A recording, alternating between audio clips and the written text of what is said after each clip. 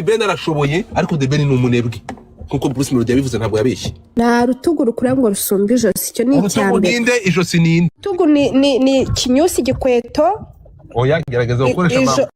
No urumva ko wowe nawe wabivuze ko Godfa kuki uvuga ntabwo nigeze turatukanye ntabwo ari kinyusi se wese wavuga ko etwa kinyusi munyakazi mu bage ntacyo bintwaye n'ubundi ko ntamubyaye mu bage nyamuntu. So Titi Brown wiri gusubiramo indirimbo z'abazabu nawe ntaho utandukaniye nabo nawe ubarwa muri iki gisata uve kuri aba badamu bakoresha amarangamutima kandi bagize kuri jihad. Ndashaka kukubaza urebye mu bikorwa no muri iyi myaka ishize ibikorwa bya Bruce Melody urukunyumva n'ibikorwa bya The Ben ninde muntu uri imbere? Ntabwo ndi ku gice cya side ngo uyu nguyu ngo amaze imyaka urumva nkuko nawe uri no kubivuga n'ubundi ngo cyangwa se ngo nkundane ngo njyanwe n'amarangamutima. Siyo ngewe nyine ngiye kuvugira muri fact urumva uwo nkunda ngewe ndanamuzi mu mutima wanjye bitewe n'indirimbo ze n'ibyo tuba twarahuriyemo ariko buriya mani Godfa ngewe nizerera muri haso no mu gukora cyane sibyo bitugiye umuntu aba amaze mu muziki like experience. Of course The Ben ni umuhanzi uri respected urumva ari no mu bahanzi wagiye wenspira n'abahanzi benshi pe kuko nkuko twagiye tubibona na Melody ubwe yarivugiye yuko yakuze urumva afana nyine Ben akunda ibikorwa bye na ba Meddy sibyo ariko ibyo ntibikuyeho fact y'ibikorwa Melody amaze gukora bro. Nukuvuga ngo oya niyo ni fact niko kuri tugendere muri fact. Ngende hano ndikuvugendera muri fact afana ngo ndafata side ya kanaka kuko abo bose nabahanzi bamakazi nabahanzi bamaye akazi. Ngende ndikuvugira muri fact abantu baze kunyumva neza. I'm not here kuvuga ati ngo ndumufana wa Bruce cyangwa ndumufana. Ngende muri fact y'ibintu y'ibiriho ubu ngubu ni nabyo turi kujajenga nago turi kujija past cyangwa hazaza turi kuvuga right now reality yego turi kuvuga reality. Nukuvuga ngo muri kano kanya tutanagendeye ngo nibyo kubya mawadi kuko twese turabizi ko Melody ni umuntu nyine Imana arihiringa fo urumva ni umuntu wakoresheje imbaraga z'umurengera kugira ngo abashe kugera ahantu ageze sibyo. Muri kano kanya ngiye kaniheho nk'urugero nshobora kuba ndi umubyinnyi narakoze ibintu abantu nyine banyemera ko batititi n'umuregend yamaze igihe ariko ni haza umwana ejo bundi man sibyo akakora akabyina agatangira gutwara amawadi agafata abana akabajyana nkabona bagenda muri American Got Talent nizo awadi bakazikurayo. Nge ntago bizampesha kuko ngo naje mbere naje kera mfite ibyo nakoze bizakura ko uwo mwana arimo arakora indabo cyangwa ngo ashirwe indabo atazikwiye sibyo. So ikintu kiriho nge nejo bundi nari ndi kuvugana n'umuntu wanjye ejo bundi twicaranye ndamubwira ati sibyo let me even be honest sibyo none kambivugira hano nukuri kw'Imana ngewe I love indirimbo za Ben cyane sibyo ariko Godfa ngewe nabwiye umuntu namubwira ati nukuri kw'Imana muri arena ndaranabivuze urumva Melody niba mubanza kuri stage bazaba bakoze ibintu bitabaho kuko man Melody afite indirimbo abaturage bakunda noneho zisimbukisha abantu urumva kandi nukuri reba Melody ari gukubita za yokoyowe urumva reba nyine zandumiwe reba Melody ari kuririmba za cerebura nyine man afite indirimbo zihyping abantu kandi nkeka ko kira gitarama abantu bazabaje kurya show muwadani kumva umuziki mwiza cyangwa umubi urumva afite za kungora afite zaki nuko ngo Melody nyine ahantu arengera bya danje urumva niyo yitwaza bwiza bakagukubitiramo umva ogera zose. So ikintu ndiho nanjye natangiye mvuga ati abantu baze kunyumva neza nge nizerera muri Hasoman. This guy bro uyu mutipe ni umuhasara nkuko babivugaga mu kanya nyine uvuga ati urareba umuntu yihiringa akagera kwishage nukuri biriya biboro Melody akora ubundi byakabaye bikorwa na Ben nyine like ibintu ngo byo guhanganisha man tujye twemera this guy man arakoze pe urumva akwiye indabo ze Melody arakoze Imana yakoze ibintu nyine yabaye ahantu yabaye ahantu Meddy na The Ben batari bari man, aduhereza umuziki urumva, yego man, niko kuri icyo kintu ntimukakirengagize man, aduha za saa moya man, atuma covid yacu igenda neza, abantu barabyibuka ibyo bintu ntitukabyirengagize urumva, aduha za saa moya, urumva, aduha za bado, abantu ibi bintu babashaka kubyirengagiza, nyine yatubereye ahantu abahanzi twakunze twebwe batari bari urumva, kuko barabanzi twabakundishije amarangamutima yacu. So rero najya kwiyita Munyakazi akavuga ati yarakoze ibintu byose yagezeho yarabikoreye man, nyine yarakoze man, yaratigise uno muniga, ngewe much respect to him nukuri urumva. I love The Ben na nabivugiye hano, ariko Melody haso ziwe nge nizerera muri haso bro, uyu umuntu yahasorinze akabasha gukora ibindi bintu bitarakorwa n'undi muntu man, ninde muhanzi ufite Trace Award atari we? siwe bahaye best artist muri Trace, kandi irani award man iri international, noneho apana wenda ngo zino award zahanga ziri locale zahe urumva man, ntago baba baramuhaye kira gikomba atarakoze man urumva. Melody yagiye za Cox Studio, Melody yakoze ibiki bro, nyine respect on him, ngiye nicyo kintu navuga, kandi nongere nanabisubire n'ukuri ko Imana muri arena uno mutipa azaduha show, ngenda bizi neza, ntabwo nzi imitegurire yabo, ariko nkurikije indirimbo Melody afite muzaba mumbwira nyuma. Yewe icyo navuga kuri nta kintu afite avugwaho, nakavugisha ibindi birebe, yariraye ananirwa gukora akazi agomba gukora, imbaraga zari zamushire, ariko yiraye he ko twe yaduhaye indirimbo kandi sikatunyura awa nyine ariko wowe se wowe kuri wagiye kwari kabare ceceka aho abanyamabajya basora bavuge. None se reka nkubaze, dore Kinyusi agize gutya, uretse gato umwana w'Ikanombe agize atya, agiye muri Amerika akoranye indirimbo na Shaggy, aragiye Tanzania akoranye indirimbo na Diamond, akoranye indirimbo na Harmonize, ubu turi kuvugana indirimbo we na Sean Paul iri hafi gusohoka. Twe tuvuga ibikorwa, dore amateleviziyo, uretse gato imvugiramo, ngiye kubabwira ibintu, ngiye kubitondagura ibya Bruce Melody, hanyuma mubwire ibya The Ben. Dufate Bruce Melody, mugende mukurure, tugende turebe Bruce Melody muri Cox Studio bro, muri Kenya. Umusore aragenda arabatitiza, jewe nivuga ibikorwa nawe mubwire ibikorwa, siko bimeze. None uwo muntu ushobora gukora ibikorwa, umusore ushobora gukora ibikorwa nk'ibyo ngibyo, Bruce Melody mwaramuserereza ngo ntabwo azi ururimi, nibyo se ntabwo azi ururimi buriya ibyo ni ibiki?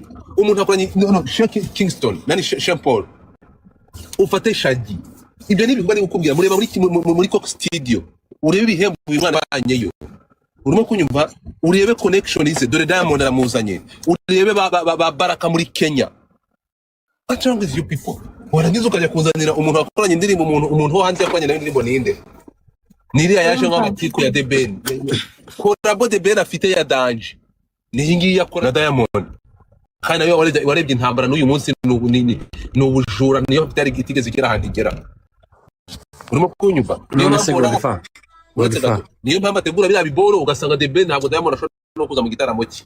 Reka The Ben nani Bruce Melody nkwereke, eri gushobora kubushobora ariko udashobotse. The Ben ni indyarya bro, je niyo mpamvu The Ben ntabwo ashobotse. The Ben mu mubona ko ari kuri imbere y'abantu, imbere ya kamera. The Ben natwe dutange views zacu ku bahanzi, wende genda urwaye ntabara imbere kubera iki se barategeka ntambabare mumbabarire abantu urumva mwebwe mukosha amarangamutima nk'abafana, ntabwo ngiye n'umufana bro, nta mufana uhari Godfather, ariko turavugisha reality. Ubebera igihe The Ben yatangiye umuziki n'igihe atabivuye, mureke kumbwira yatangiriye umuziki, urimo kunyumva? Urumva ntabwo ubukuru n'ibyo by'imyaka nta kintu bimaze, ko amaze imyaka miremire aramaze, abisaziyemo aracyabirimo neza. Bakoni koshwa ntabisaziyemo, gukora igitaramo ryareka gusohora indirimbo ryari, uri kugereranya The Ben na Makoni Koshwa koko? Makoni Koshwa ntabwo nawe kuko indirimbo yarigeze cyari ku mitima noze, ntabwo nawe yaradrope turabibona na Godfather. Fata The Ben umuhuze na Bacari na Nina, ni bimwe kuko bakoranye kora bo Museveni nabahamagara, uve kuri Mr Marira, giye mabwira ukuri nyine ntimugakompare. Ariko nyine kuva icyo gihe kugeza uyu munsi ntago aracogora mu muziki, ariko n'abandi ntago baracogora, hari ikintu utari kumva. Iyo turi kuvuga gutya tukazana ibikorwa tukabishyira ku meza, ibikorwa bya Bruce Melody ntabwo n'ingirwa bikorwa bya The Ben. Bruce Melody ni kwa akunda abantu bakundi umwambaro mushya, no umwana mushya, ariko ntabwo yarusha The Ben kameme. Hari ikintu utumva, nani nashaka kuguha urugero.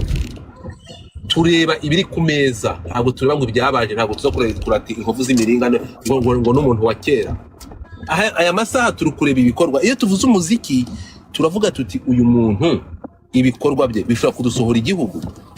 Bruce Melody ni umuntu wakoze ibikorwa arwana intambara zo kugira ngo adusohore igihugu arabikora biragaragara niyo mpamvu turi kubona ashobora kugenda tumubonye muri tour y'aba televiziyo muri Amerika agiye nk'umunyarwanda niyo mpamvu wabonye igihugu cyahagaze arega n'ibikorwa birivugira uko mushaka kubyirengagiza igihugu cyarahagaze bazungurutsa amaso mu bahanzi bashobora kwinspira urubyiruko muri Rwanda Day yabereye DC basanga mu Rwanda nta wundi muhanzi ushobora gutanga ubutumwa ku rubyiruko bafata Bruce Melody no watanze ijambo imbere ya Perezida wa Repubulika. Urimo kunyumva none se The Ben yamaze kuja muri za Rwanda Day zinga hari ikintu tumva yagiye nk'umuririmbyi yagiye nk'umuririmbyi ugiye kuririmba ntabwo yigeze nk'umuntu ugomba kuza kuririmba ntabwo yigeze agenda nk'umuntu wabaze kugera ku bikorwa ushobora kwinspira urubyiruko bafashe Bruce Melody aragenda hariya bro umuntu agomba gushyira ijambo ku rubyiruko no gutanga ubutumwa Bruce Melody yagiye ntabwo yagiye nk'umuririmbyi yagiye se hari ikintu utari kumva ugenda urebe risuzwe muri archive ntabwo mujye mubasha gukurikira yagiye nk'umuntu uri buze gufata ijambo mu kumutiva urubyiruko. Urimo kunyumva yaje kuririmba nyuma ariko gahunda kuri Olere yagomba kujya kwicara hariya imbere urukunyumva imbere y'imbaga y'abantu akaganiriza ubuntu agatanga ubutumwa nk'urubyiruko rumaze kugera kuri byinshi mujye mureba ibintu mujye mutandukanye ibintu mani hari ibintu bijye bibaho abantu bakabyirengageza ngiye nka none hananumirwa sometimes mujye mufata munarebe sibyo ibikorwa by'umuntu The Ben arashoboye ariko The Ben ni umunebwe nkuko Bruce Melody yabivuze ntabwo yabeshye ni umunebwe ibikorwa bya The Ben bitewe na opportunity yari afite n'ikundira afite mu bantu iyo byaza umusaruro ntabo munebwe aya masaha ari something else ariko yaragiye araceceka muri ko wakoze rero ibikorwa bye bigaragare mumanze murebe performance y'uyu mujene Kinyusi muri ntuza muri Coke Studio yangana gite yababwiza ukuri impamvu ushaka kubyemera murebe performance ya Bruce Melody muri Coke Studio gusa Godfather reka nkubwire niba wemera ko dusangira ijambo niba uretse gato niba tuvuga ibikorwa ariko Godfather utekereza igihe The Ben amaze ari muri Amerika ku mpamvu ziwe iyo Amerika yarakoraga yari umuhanzi ntabwo yigeze muri Amerika nk'umuteruzi w'ibindi ntabwo ari muri uretse gato ceceka yari muri Amerika afite indirimbo zirenga 10 yakoreye ari muri Amerika kandi kazi The Ben yakoze muri Amerika atarako kugira reka mbyemere none se yari gukoreshwa mu gihugu kuvuga ko Bruce Melody yakoreshejwe mu gihugu yari gukoreshwa mu gihugu kandi atakirimo ibyo byabaye ejo bundi yari kuri igitangaza kutagiye gukurikira icyo nakundira rero murahubuka ntimunabanze gukoresha common sense Bruce Melody tutareba ntabwo turi ariko wivugira ubanze ako yureka natwe tuvuge urivugisha hari ikibazo virasa n'imvira mu gihugu ariko amasewe ipu kumanyoko zingegera umuntu aganira namwe mugahita mumufata mukamugira intuza ku wamasewe nta soni waziba ugafata akayozo kawe kakazibya ugategereza nkamanza ngatanga point yawe umuntu abereza plasma ukavuga wa mushenzi we niko ikirobezo wakivume we wareka nkamanza nkavuga ukaza kuvuga nyuma kavugisha induri birenge ki urandebera ubwangati none se wowe ndashaka kugira ngo mvuge nawe utangiye point yawe uramvugiramo niko respect niba turi kuganira ntabwo bihindutse impaka ziba mvuge nanjye myutinga uvuge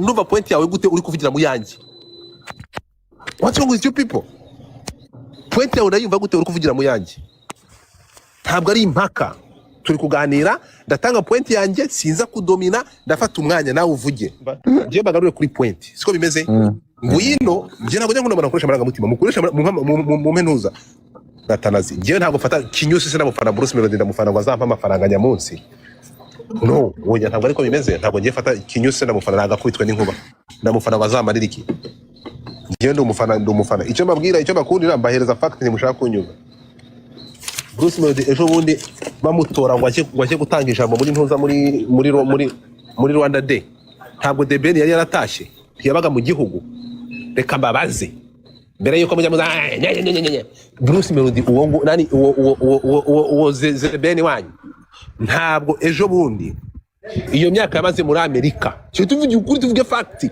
imyaka yamaze muri Amerika ntiyaririmbaga mu mbwira televiziyo y'Inyamerika n'imwe yakozeho interview hanyuma murebe Bruce Melody iminsi yagiye muri Amerika yakoze interview zingahe ku mateleviziyo ya Amerika ari international, yazungurutse New York ari kumwe na Shaggy, warangiza ugafata uwo muntu ugahura n'umuntu waririmbye mureka amarangamutima tujye ku bikorwa. The Ben yahamagawe na East Africa ajya muri Coke Studio. The Ben mumbwire igikorwa kiri international cyangwa kiri roko yitabiriye uretse kujya muri arena ni iki? Umuntu yavuge bengebe mukaza ahangaha murazana amarangamutima, mureke kuzana amarangamutima muzane fact. Na sense mumpe fact, mureke kuzana ngo amarangamutima ngo arambara ngo ahangaho, mumbwire igikorwa. None niba hanyuma iyi Rwanda Day irangiye y'ubushize, The Ben yari i Kigali, yari yaratashye, yari yarakoze indirimbo, ndi kukubaza mumbwire igikorwa kimwe uretse The Ben abantu ahura nabo. The Ben ngo yahuye na Nobuja barashwana, akongera bakiyunga, ahuye na bako Kigali barashwana. Ntabwo The Ben afite communication, ntazi kubana n'abantu. Shamuta naongea bakazanga ngo ngwe. The Ben kuri Bruce Melody ntabwo afungura n'imigozi inkweto ze. Simple as that. Reka ikintu kimwe wenda kiriho ni nk'umuntu wazanye akagatekerezo kugira ngo afate izo negativity utazikora n'abantu bazikoremo ibirori bigiye kuba. Ariko kuri Bruce Melody dagaye ni umukozi, ni munyakazi pe.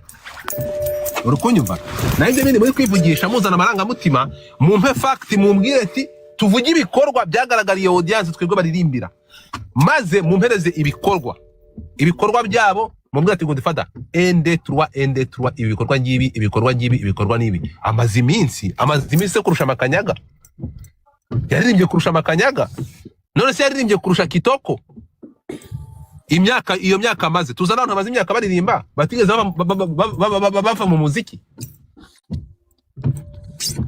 Ikintu The Ben yakoze yagiye guterura ibyuma. The Ben arashoboye, ariko The Ben ni umunebwe nkuko Bruce Melody yabivuze, ntabwo yabeshye. Nta rutugu rukura ngo rusumbe ijosi, icyo ni icyambere. Ninde ijosi ninde? Rutugu ni kinyusi, igikweto.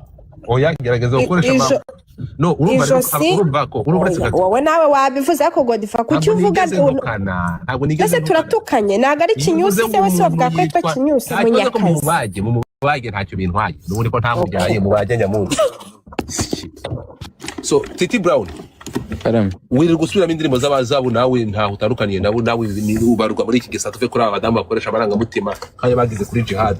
Ndashaka kukubaza urebye mu bikorwa no muri iyi myaka ishize, ibikorwa bya Bruce Melody urukunyumva n'ibikorwa bya The Ben, ninde muntu uri imbere? Ntabwo ndi ku gice cya side ngo uyu nguyu ngo amaze imyaka, urumva nkuko nawe uri no kubivuga n'ubundi ngo cyangwa se ngo nkundane ngo njyanwe n'amarangamutima.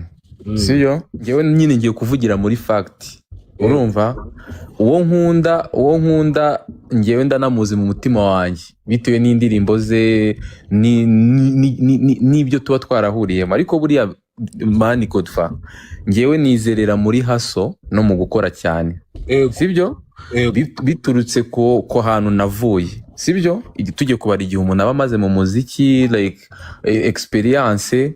Of course The Ben ni umuhanzi uri respected, urumva ari no mu bahanzi wagiye wenspira n'abahanzi benshi pe, kuko nkuko twagiye tubibona na Melody ubwe yarivugiye yuko yakuze, urumva afana nyine Ben, akunda ibikorwa bye na ba Meddy, sibyo.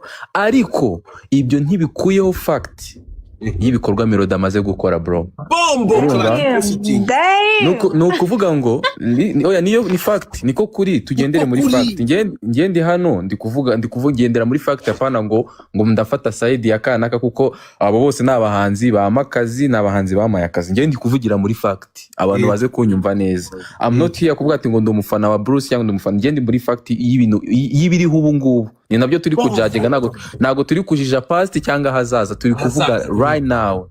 Reality yego. Yeah, turi kuvuga reality. Nukuvuga ngo muri kano kanya tutanagendeye ngo nibyo kubya mawadi, kuko twese turabizi ko Melody ni umuntu nyine Imana arihiringa urumva ni umuntu wakoresheje imbaraga z'umurengera kugira ngo abashe kugera ahantu ageze, sibyo. Muri kano kanya ngiye kaniheho nk'urugero, nshobora kuba ndi umubyinnyi narakoze ibintu abantu nyine banyemera ko bati Titi n'umuregend amaze igihe, ariko ni haza umwana ejo bundi man, sibyo, akakora akabyina agatangira gutwara amawadi, agafata abana akabajyana nkabona bagenda muri American Got Talent n'izo awadi bakazikurayo, njye ntabwo bizampesha kuko ngo naje mbere, naje kera, mfite ibyo nakoze, bizakura ko uwo mwana arimo arakora indabo ibintu cyangwa ngo ashyirwe indabo atazikwiye, sibyo?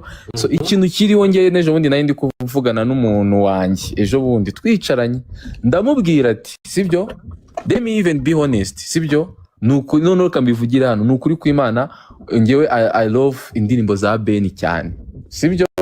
Ariko Godfather ngewe nabwiye umuntu, namubwira ati nukuri kw'Imana muri arena ndaranabivuze, urumva? Melody niba mubanza kuri stage bazaba bakoze ibintu bitabaho, kuko man Melody afite indirimbo abaturage bakunda noneho zisimbukisha abantu, urumva? Kandi nukuri reba Melody ari gukubita za Yokoyowe, urumva?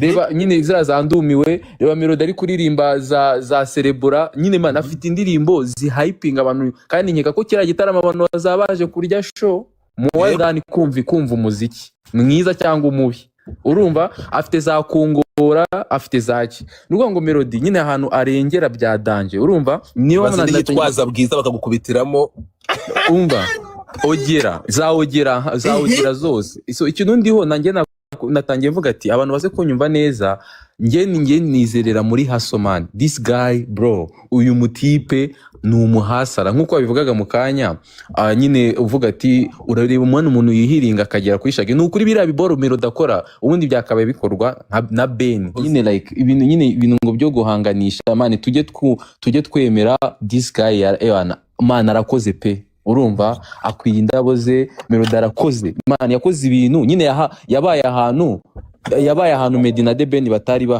bari man, aduhereza umuziki, urumva? Yego man, niko kuri, icyo kintu mukakirengagize man, aduha za saa moya man, atuma covid yacu igenda neza, abantu barabyibuka ibyo bintu ntitukabyirengagize, urumva? Aduha za saa moya, urumva?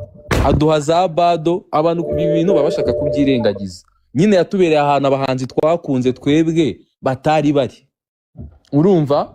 Kuko barabanzi twabakundishije amarangamutima yacu. So rero najya kukwita Munyakazi akavuga ati yarakoze ibintu byose yagezeho, yarabikoreye man, nyine yarakoze man, yaratigise uno muniga, ngewe much respect to him, nukuri, urumva?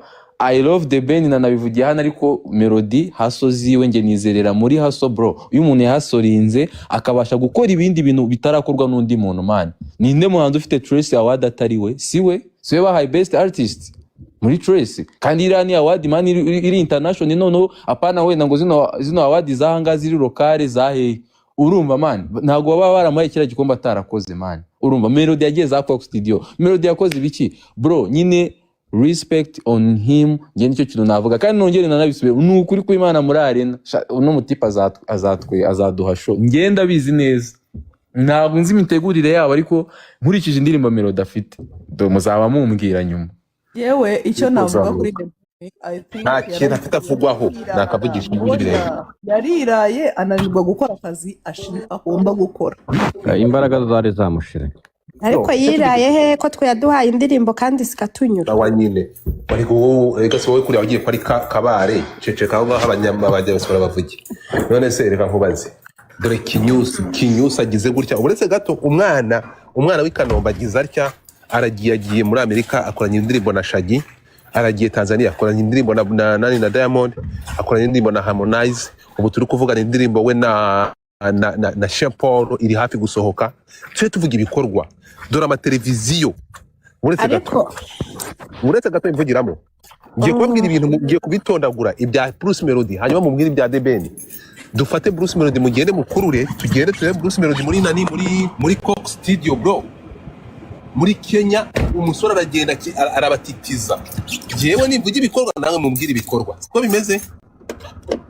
None uwo muntu ushobora gukora umusore ushobora gukora ibintu nk'ibyo ngibyo, Bruce Melody mwaramusererezaga ngo ntabwo azi ururimi, nibyo se ntabwo azi ururimi buriya ibyo ni ibiki? Umuntu akoranye Kingston nani Sean Paul, ufate Shaggy, ibyo ni ibintu bari gukubwira. Mureba muri Cox Studio, urebe ibihembo uyu mwana banyeyo, urimo kunyumva? Urebe connection ize, dore Diamond aramuzanye, urebe ba Baraka muri Kenya, what's wrong with you people? Warangiza ukajya kuzanira umuntu wakoranye indirimbo umuntu wo hanze yakoranye nayo indirimbo ninde? Niriya yaje nk'amatiku ya The Ben. Korabo The Ben afite ya Danje. Niyi ngiyi yakora na Diamond. Kandi nayo warebye intambara n'uyu munsi n'ubujura niyo byari gitigeze igera ahantu igera. Urimo kunyumva? Niyo mpamvu ategura biriya biboro ugasanga The Ben ntabwo Diamond ashobora no kuza mu gitaramo cye. Reka The Ben nani Bruce Melody nkwereke. Ere gushobora kuba ariko udashobotse. The Ben ni indyarya bro. Je niyo mbwira The Ben ntabwo ashobotse. The Ben mumubona ko ari kwiriza imbere y'abantu imbere ya kamera. The Ben natwe dutange views zacu ku bahanzi. Wende genda urwaye ntabara imbere. Kubera iki se? Barategeka. Mumbabarire. Abantu urumva mwebwe mukosha amarangamutima nk'abafana. Ntabwo ngiye n'umufana bro. Ngiye boss. Nta mufana uhari Godfather ariko turavugisha reality. Urebera igihe Ben yatangiye umuziki n'igihe atabivuye. Mureke kumbwira yatangiriye umuziki. Urimo kunyumva? Urumva? Ntabwo ubukuru n'ibyo by'imyaka nta kintu bimaze. Ko amaze imyaka miremire aramaze. Abisaziyemo aracyabirimo neza. Bakoni koshwa ntabisaziyemo. Gukora igitaramo ryarayika gusohora indirimbo ryari. Uri kugereranya The Ben na Makoni koshwa koko. Makoni koshwa nangwa nawe kuko indirimbo yarigeze cyari ku mitima noze nangwa nawe yaradrope turabibona. Bana Godfather. Fata The Ben umuhuze na bacari na Nina. Ni bimwe kuko bakoranye bakoranye korabo Museveni n'abahamagara. Uve kuri Mr Marira. Giye mabwira ukuri. Nyine ntimuga compare. Ariko nyine kuva icyo gihe kugeza uyu munsi ntago aracogora mu muziki. Ariko nabandi ntago baracogora, hari ikintu tari kumva. Iyo turi kuvuga gutya tukazana ibikorwa tukabishira ku meza, ibikorwa bya Bruce Melody nta ningirwa bikorwa bya The Ben. Bruce Melody ni kwa kunda abantu bakundi umwambaro mushya, no umwana mushya. Ntabwo yarusha The Ben kameme. Hari ikintu tumva, nashaka kuguha urugero. Tureba ibiri ku meza, ntabwo tureba ngo byabaje, ntabwo tuzakurira ati inkovu z'imiringane ngo n'umuntu wa kera. Aya masaha turi kureba ibikorwa. Iyo tuvuze umuziki turavuga tuti uyu muntu ibikorwa bye bishobora kudusohora igihugu. Bruce Melody ni umuntu wakoze ibikorwa, arwana intambara zo kugira ngo dusohore igihugu. Arabikora biragaragara. Niyo mpamvu turi kubona ashobora kugenda. Tumubonye muri tour y'aba televiziyo muri Amerika. Agiye nk'umunyarwanda. Niyo mpamvu wabonye igihugu cyahagaze. Arega n'ibikorwa birivugira uko mushaka kubyirengagiza. Igihugu cyarahagaze bazungurutsa amaso mu bahanzi bashobora kwinspira urubyiruko. Muri Rwanda Day yabereye DC basanga mu Rwanda nta wundi muhanzi ushobora gutanga ubutumwa ku rubyiruko, bafata Bruce Melody no watanze ijambo imbere ya Perezida wa Repubulika. Urimo kunyumva? None se The Ben yamaze kuja muri za Rwanda Day zinga. Hari ikintu tumva yagiye nk'umuririmbyi. Yagiye nk'umuririmbyi ugiye kuririmba, ntabwo yigeze nk'umuntu ugomba kuza kuririmba, ntabwo yigeze agenda nk'umuntu wabaze kugera ku bikorwa ushobora kwinspira urubyiruko. Bafashe Bruce Melody aragenda hariya bro, umuntu agomba gushyira ijambo ku rubyiruko no gutanga ubutumwa. Bruce Melody yagiye ntabwo yagiye nk'umuririmbyi, yagiye se nk'umuentrepreneur. Hari ikintu utari kumva, ugenda urebera isusuye muri archive ntabwo mujye mubasha gukurikira. Yagiye nk'umuntu uri buze gufata ijambo mu kumutiva urubyiruko. Urimo kunyumva? Yaje kuririmba nyuma, ariko gahunda kuri Olere yagomba kujya kwicara hari imbere. Urukunyumva? Imbere y'imbaga y'abantu akaganiriza ubona agatanga ubutumwa nk'urubyiruko rumaze kugera kuri byinshi. Mujye mureba ibintu, mujye mutandukanya ibintu, mani ari ibintu bijye bibaho abantu bakabyirengageza ngiye nka hananumirwa. Sometimes mujye mufata munarebe. Sibyo ibikorwa by'umuntu. The Ben arashoboye, ariko The Ben ni umunebwe. Kuko Bruce Melody yabivuze ntabwo yabeshye. Ni umunebwe. Ibikorwa bya The Ben bitewe na opportunity yari afite n'ikurira afite mu bantu, iyo byaza umusaruro ntabo munebwe, aya masaha ari something else. Ariko yaragiye araceceka muri ko wakoze rero ibikorwa bye bigaragare. Mumanze murebe performance y'uyu mujene Kinyusi muri ntuza muri Coke Studio yangana gite. Yababwiza ukuri impamvu ushaka kubyemera, murebe performance ya Bruce Melody muri Coke Studio. Gusa Godfather reka nkubwire, niba wemera ko dusangira ijambo, niba uretse gato niba tuvuga ibikorwa ariko Godfather utekereza igihe The Ben amaze ari muri Amerika ku mpamvu ziwe, iyo Amerika yarakoraga, yari umuhanzi, ntabwo yigeze muri Amerika nk'umuteruzi w'ibibindi. Ntabwo ari muri, uretse gato ceceka, yari muri Amerika afite indirimbo zirenga 10 yakoreye, ari muri Amerika yakoraga kandi kazi The Ben yakoze muri Amerika atara ko kugira. Reka mbyemera, none se yari gukoreshwa mu gihugu, kuvuga ko Bruce Melody yakoreshejwe mu gihugu, yari gukoreshwa mu gihugu kandi atakirimo. Ibyo byabaye ejo bundi The Ben yari kuri igitangaza kutajya ukurikira. Icyo nakundira rero, murahubuka ntimunabanze gukoresha common sense. Bruce Melody se tutareba, ntabwo turi ariko bivugira ubanze ariko ujye ureka natwe tuvuge urivugisha ndagutumura hari ikibazo virase n'imvira mu gihugu ariko amasewe ipu kumanyoko zingegera umuntu aganira namwe mugahitamo mufata mukamugira intuza ku wamasewe nta soni waziba ugafata akayozo kawe kakazibya ugategereza nkamanza ngatanga point yawe umuntu abereza plasma ukavuga wa mushenzi we niko ikirobezo wakivume we wareka nkamanza nkavuga ukaza kuvuga nyuma kavugisha induru ibirenge iki urandebera ubwangati none se wowe ndashaka kugira ngo mvuge nawe utange point yawe uramvugiramo niko respect niba turi kuganira ntago bihindutse impaka ziba mvuge nanjye myutinga uvuge numva point yawe gute uri kuvugira mu yanjye what's wrong with you people point yawe urayumva gute uri kuvugira mu yanjye ntabwo ari impaka turi kuganira ndatanga point yanjye sinza kudomina ndafata umwanya nawe uvuge ngiye bagarure kuri point siko bimeze ngwino ngiye ntabwo njya nkunda nakoresha amaraga mutima mukoresha mu menuza gatanazi ngiye ntabwo fata kinyusi se namufana Bruce Melody ndamufana ngo azampa amafaranga nyamunsi no wonya ntabwo ariko bimeze ntabwo ngiye fata kinyusi se namufana nagakubitwe n'inkuba ndamufana ngo azamarira iki ngiye ndumufana icyo mbabwira icyo bakundira mbahereza fact ni mushaka kunyuza Bruce Melody ejo bundi bamutora ngo ajye gutanga ijambo muri ntuza muri Rwanda Day ntabwo The Ben yari yaratashye yabaga mu gihugu reka mbabaze mbere yuko mujya muza Bruce Melody uwo ngo nani uwo The Ben wanyu ntabwo ejo bundi iyo myaka yamaze muri Amerika cyo tuvuge ukuri tuvuge fact imyaka yamaze muri Amerika ntiyaririmbaga mu mbwa televiziyo y'Inyamerika nimwe yakozeho interview hanyuma murebe Bruce Melody iminsi yagiye muri Amerika yakoze interview zinga ku televiziyo ya Amerika ari internationale yazungurutse New York ari kumwe na Shaggy warangiza ugafata uwo muntu ugahura n'umuntu waririmbye mureka amarangamutima tujye kubikorwa The Ben yahamagawe na East Africa ajya muri Coke Studio The Ben mumbwire igikorwa kiri international cyangwa kiri roko yitabiriye uretse kujya muri arena ni iki umuntu yavuge bengebe mukaza ahangaha murazana amarangamutima mureke kuzana amarangamutima muzane fact na sense mumpe fact mureke kuzana ngo amarangamutima ngo arambara ngo ahangaho mumbwire igikorwa none niba hanyuma iyi Rwanda Day irangiye y'ubushize The Ben yari i Kigali yari yaratashye yari yarakoze indirimbo ndi kukubaza mumbwire igikorwa kimwe uretse The Ben abantu ahura nabo The Ben ngo yahuye na Nobuja barashwana akongera akiyunga ahuye na bako Kigali barashwana ntabwo The Ben afite communication ntazi kubana n'abantu